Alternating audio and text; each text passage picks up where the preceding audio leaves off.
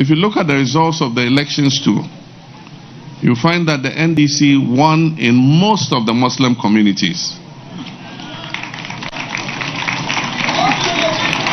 And as our chairman said, it shows that we come with the recognition that our nation is a secular nation, and that all of us, no matter our ethnicity, no matter our religion, no matter our political affiliation, all of us are citizens of this dear nation called Ghana.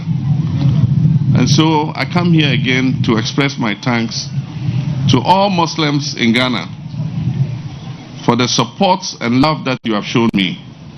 And it's only Allah that can repay you for the love that you have shown.